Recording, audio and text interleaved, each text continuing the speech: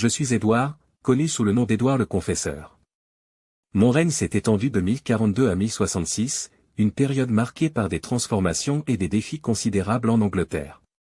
Je suis né en 1003, fils d'Éathelred le Malavisé et d'Emma de Normandie.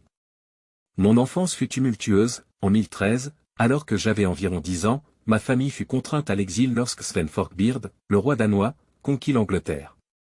Nous nous réfugiâmes en Normandie, chez le frère de ma mère, le duc Richard II. Cet exil dura près de 30 ans et marqua profondément ma vie, influençant mon attachement à la Normandie et à ses traditions. En 1042, après la mort de Harthacnut, mon demi-frère, je fus rappelé en Angleterre et couronné roi. Mon retour au pouvoir ne fut pas sans obstacle. Bien que j'eusse été accueilli avec enthousiasme par certains nobles anglais, mon règne fut constamment menacé par des rivalités internes et externes. L'une de mes premières décisions fut de renforcer l'autorité royale face aux puissants comtes anglo-saxons. Parmi eux, Godwin de Wessex était particulièrement influent. Sa fille, Edith, devint ma reine en 1045. Malgré ce mariage, les relations avec Godwin et ses fils furent souvent tendues, culminant en 1051 lorsque j'exilai la famille Godwin suite à un conflit. Cependant, en 1052, ils revinrent en force, et je fus contraint de les réintégrer dans leur position de pouvoir. Mon règne fut également marqué par mes efforts pour établir des liens plus étroits avec l'Église et promouvoir la réforme religieuse. Je fis reconstruire l'abbaye de Westminster, une œuvre grandiose qui symbolise mon dévouement à la foi chrétienne. Cette abbaye devint par la suite le lieu de sépulture des rois anglais, perpétuant ainsi mon héritage spirituel. Malgré mes efforts pour consolider mon règne, les menaces étrangères étaient omniprésentes. Les attaques vikings continuèrent d'être une préoccupation majeure.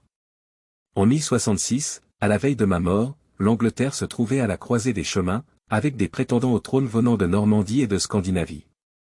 Je n'eus pas d'héritier direct, ce qui provoqua une crise de succession après ma mort. Harold Godwinson, fils de Godwin, fut couronné roi, mais son règne fut de courte durée. Guillaume le Conquérant, duc de Normandie et lointain cousin de ma mère, revendiqua également le trône.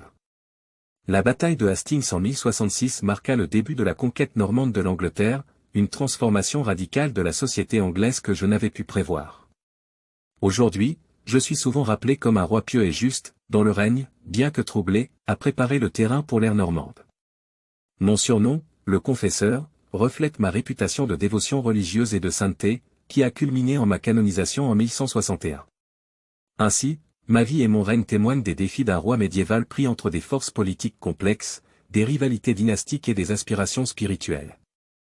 Mon héritage se perpétue non seulement à travers les transformations politiques que j'ai initiées, mais aussi à travers l'influence durable de Westminster, cœur spirituel de l'Angleterre médiévale.